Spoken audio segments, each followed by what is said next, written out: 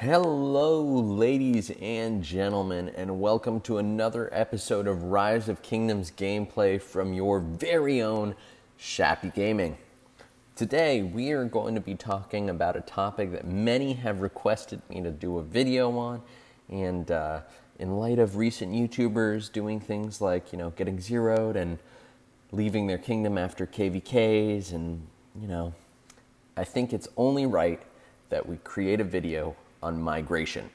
And today we're going to be talking about how to migrate, what the most effective and cost-efficient way to do it is, and how to ensure that you are getting as many alliance credits as possible so you don't have to spend money.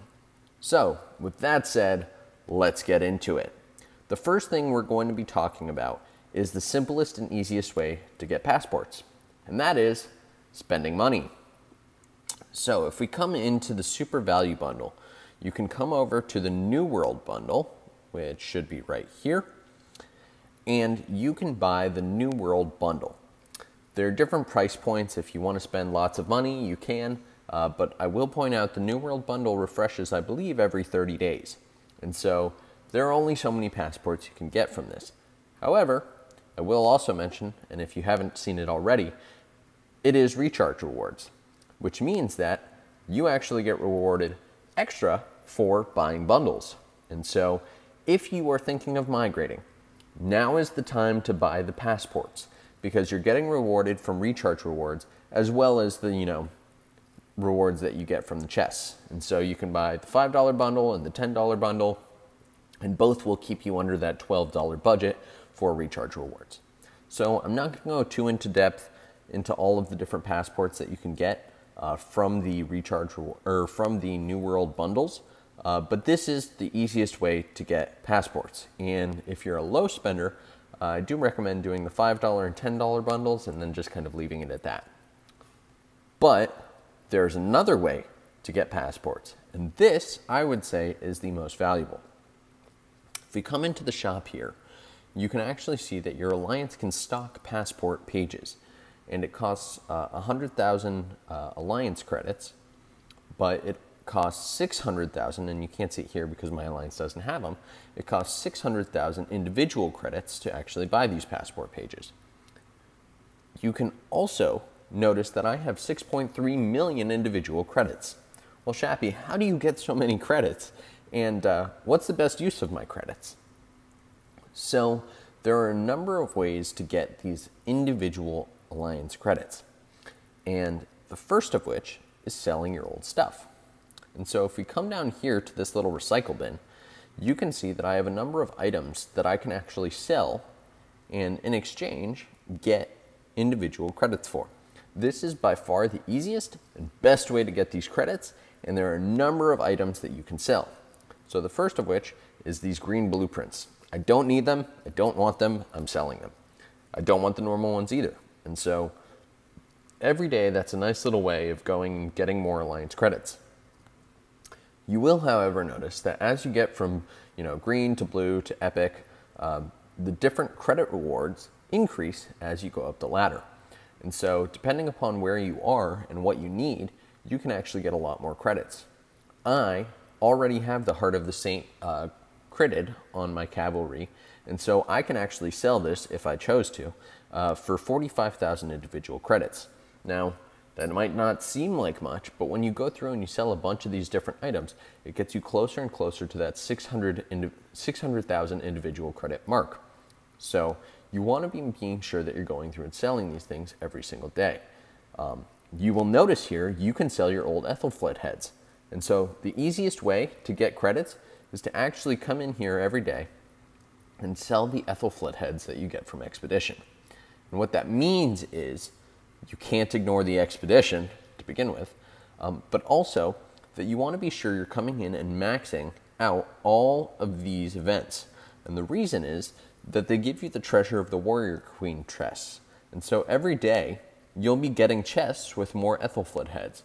And so if you sell those Ethelflaed heads every day, that's a pretty steady stream of, between 35,000 and 60,000 individual alliance credits. So that is by far the easiest and best way to get alliance credits. But there are others. So if we come up here, you will see that they have a slow build flag going. And you'll see that there's a daily building credit reward. So every single day, you can earn up to 20,000 individual credits simply from these builds. So you want to have a slow build flag going during KVK because this is going to help you increase the number of credits you can get every day. But wait, there's more. You can also get credits from donating tech. So every time you donate, you'll receive 100 individual credits, which seems like not much, but it helps add up every single day. You can also get credits from hitting that help button. And so if you look at the top, you can actually see that my daily help credit rewards are 10,000 credits. So simply by being a decent Alliance member, you can get between 40 and 50,000 credits every day. So those add up, which helps you buy those 600,000 Alliance credit passports, which are essential for migration. We will also be talking about how to effectively migrate.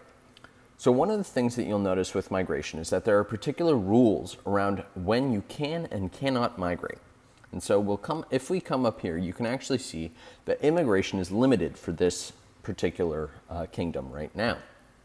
And so when you're in KVK, you cannot migrate into a kingdom that is in KVK. You can, however, migrate out of a kingdom that is in KVK.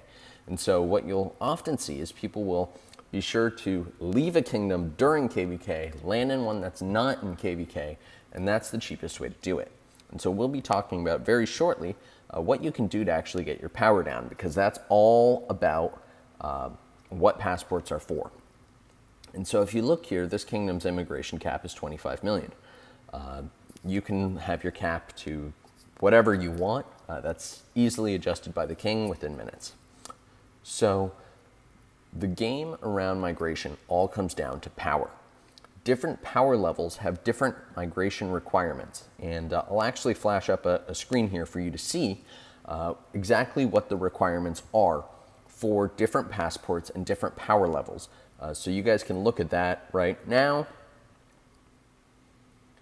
And you should see that depending upon your power level, you will have different passport requirements. And so just to talk to it for a second for you, I am currently 69 million power, which means that it'll cost me about 40 passport pages. That's really more than I want to pay. And so if you see here, I can actually go in and lower my power. Well, Shappy, how do you lower your power?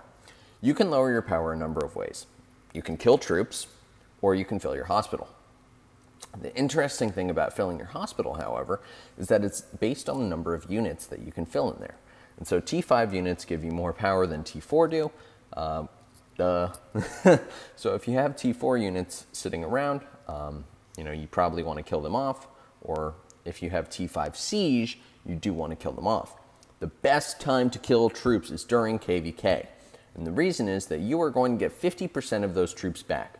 So let's say I'm an infantry primary. That means I'm not going to use my archers much, I'm not going to use my cavalry much, and I'm certainly not going to use my siege.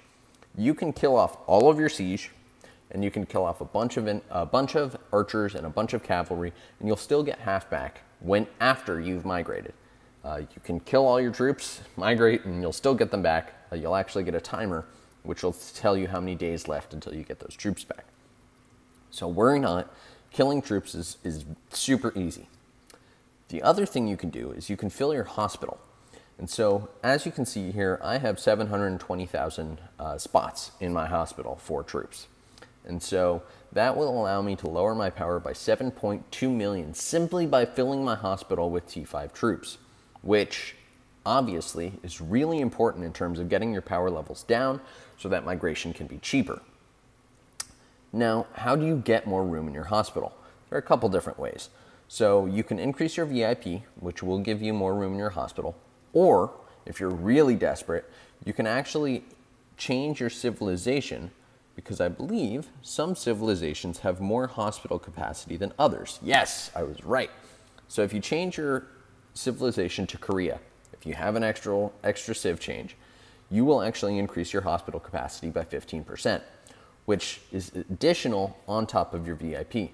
So it's very possible for you to potentially get, I don't know, 800,000 spots in your hospital for troops. And so if I'm an infantry primary, I'm going to put all of my infantry in my hospital, and then I'm going to kill off a bunch of other troops, and it'll cut down my power significantly for migration. And so if we look back at that chart, which I showed you, and I'll show you again right here, you can actually see that simply by lowering your power by 8 million or 10 million can be really substantial, even if you're, 85 million power, or like me, are 70 million power. That's how you migrate cheaply. Additionally, I mentioned earlier that you can sell different items to the shop, but I didn't tell you guys how to get more of those items to sell. And so the best place to get items to sell is your VIP shop. This refreshes every week, I believe on Sunday. And as you may have noticed, I was actually able to sell some Starlight sculptures. So you can buy Starlight sculptures from the VIP shop every week using resources and sell those right off the bat back to the Alliance Reclaim Center. You can also buy blueprint fragment choice chests in both the blue and green types. And what you're going to want to do is, if you buy a bunch of those, you can combine them to be a blueprint, and then you can go back into the Alliance Reclaim shop and sell them there. And that's just an easy way to get more of those Alliance credits. So you're constantly increasing your Alliance credits, so that 600,000 Alliance credit price tag isn't so bad to get those passports. And so that's really the best way that you're going to get passports to migrate quickly and easily, so you don't have any problems. Lastly, we all hate it. I hate it too. You get these 10 free silver chests every day, but you never want to open them. Open them. And the reason you're going to want to open them is that you can't sell the Lancelots that you get, which I know no one has a max by now, right? But you can, however, sell the bundle of brand new Starlight sculptures. And so even if you just do these every day, you get those Starlight sculptures, which you can then turn around and sell in the Alliance Reclamation shop. And so I will recap here. The best way to migrate is going to be to fill your hospital, and you're going to want to sell as much as you can to the Alliance Reclamation shop, and you're going to want to buy those passports from the Alliance or from the store, so that you can migrate and still spend money for recharge rewards. Now, Shappy, you have a lot of res. How would you possibly migrate? So what you're going to want to do with your res is you're going to want to be very strategic when you migrate. There are a couple things you can do. First, you're going to want to come into your boost, and you're going to want to see if you have either any 50,000 or 20,000 troop boosts. And the reason is that troop boosts use a ton of resources, and it makes it so that when you get to the new kingdom, you can actually place in MGE or Game of Power, or really any of the events that come up that require you to train troops without having to have a whole bunch of res. So you're going to want to pop those buffs, and you're going to want to start your trainings. You're also going to want to start your healing for the 800 or 700,000 troops that you have sitting in your hospital. The reason is that when you get to your new kingdom, you're going to be very poor. And so you're going to want to start that healing, get your 30 helps before you migrate. And I will point out, you need to get those 30 helps before you drop from the Alliance, which is one of the requirements for migration. So those are the two easiest ways to use up your resources. We've covered that. Now, you can also give your resources to your friends if you want. But if you don't have a lot of friends in the kingdom, you hate where you are, and you want to migrate anyways, there is another option. One of the things that I found really helpful when migrating in the past is if you create a farm, you create a new farm, and you get it to the appropriate level, so you've unlocked your trading post. I believe it's level 16. Once you've gotten that farm to that level, you can actually drop off all of your excess resources from your main account onto that new farm. Bubble it up for 30 days, have it join a farm alliance, and just upgrade that farm. Because one of the problems that you will have when trying to build a farm is that resources come slowly. You don't want to take the resources from the farm and then you use them on the farm. You want to feed them to your main.